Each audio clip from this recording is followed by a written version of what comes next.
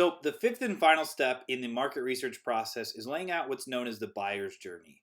And what's important about this is really understanding what information does your prospect need to become a customer.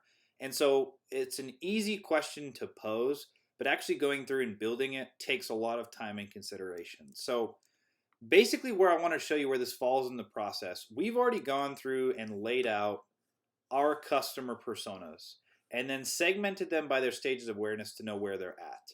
So basically, what we're doing now is figuring out the funnel that in our business is going to take them from just learning about us to the process they're going to go through to be ready to buy. So, this includes the ad content we're going to use to get them onto our site, and then really all the pieces that need to take place to get them down to the point of purchase. Now, as you can see here at the bottom, obviously less has to happen in order for them to feel comfortable purchasing because they know more about us.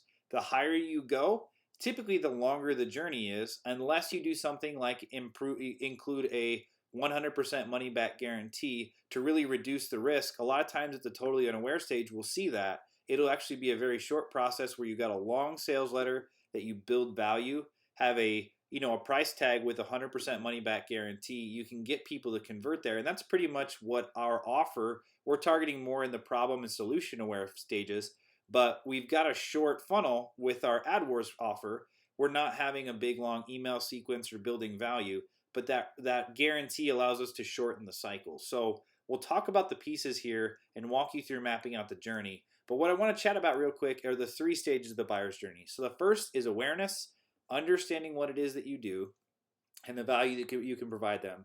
Then they move into the consideration phase. This is where they ask all their questions, get everything, their objections overcome, your comparisons against your competitors. That's why this stage is so, it can be very long at times depending on how big the purchase is. There's a lot of questions to be answered. And the decision stage is once they've had those questions answered, do they want to do business with you or not? So we can make it seem very simple, but it requires some time. What I really want to talk with you about quickly is that what's important in the consideration phase is the content you're providing, first and foremost. So are you answering your questions? And the only way you can really get in and figure this out is by talking to customers. Pick up the phone, talk to your customers, ask what their questions are, what the concerns are. If you've got features with your products that are either lacking or they love them, what are those things that are really important that you can continue to hit on? And then the second piece of that is how are you delivering the answers to those questions? So is it an email drip? Is that what they want to receive? Is it a webinar? If you're talking to CEOs, they are not going to sit on a webinar. You need to make sure that the way you're delivering your content is a way that people are willing to consume. I've seen a lot of people love ebooks and YouTube playlists. They can get a lot of information. They can do it on their own time. Those are great for lead gen pieces. But it really is going to boil down to talking to your customers, understanding the information that they need and the way they want to consume it. If you can go through and build those out and figure out that process to get them from the top of the funnel, the very first time they've heard about you, to making the purchase decision. And I always laugh when I talk with salespeople. They go, if I can just get them on the phone, I know I can close them. Well, if you get them on the phone, they're in the decision process usually. This is where it's easy, right? I call this a closing zone.